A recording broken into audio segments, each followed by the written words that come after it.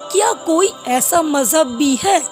وہ مذہب اسلام ہے، جس میں لڑکی کو جینا سکھایا۔ وہ اسلام جس نے لڑکیوں کو عزت دی۔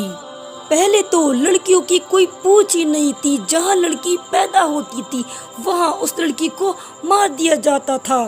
لڑکی کو زندہ رکھنے کی اجازت، لڑکی کو اپنے حقوق کی اجازت، لڑکی کو عزت کی اجازت اس اسلام نے دی۔ خوش نصیب ہیں آج کی ماں بیٹیاں جو ہم مسلمانوں میں پیدا ہوئے۔ اسلام لڑکی کو اسلام آج کی لیڈیشن دیتا ہے۔ اس واحد مذہب ہے جہاں نکاح سے پہلے لڑکی سے پوچھا جاتا ہے کیا آپ کو نکاح قبول ہے۔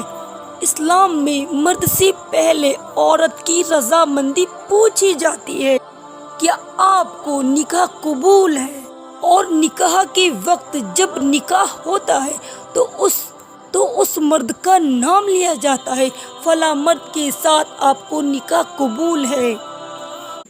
جب اس دنیا میں اسلام نہیں تھا، لوگ بتوں کی پوجا کرتے تھے تو لڑکی کو مار دیا جاتا تھا۔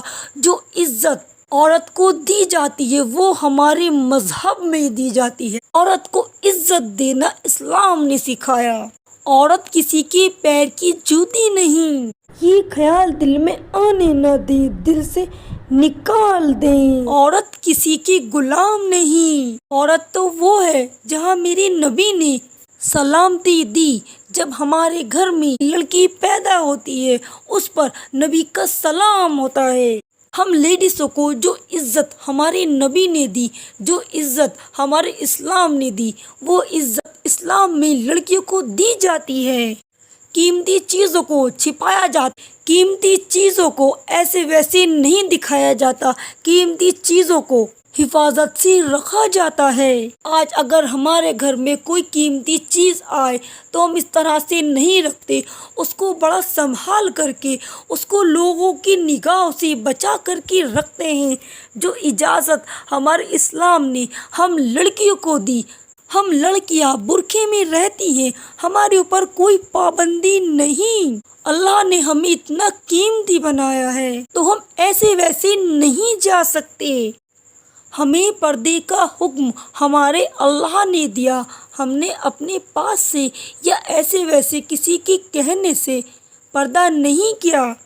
آج اگر ہم بنا پردے کے، بنا برقعے کے ایسے ہی نکل جائیں، نہ جانے کیسی کیسی نظریں ہمارے اوپر ٹکتی ہیں، لوگ کس طرح سے دیکھتے ہیں۔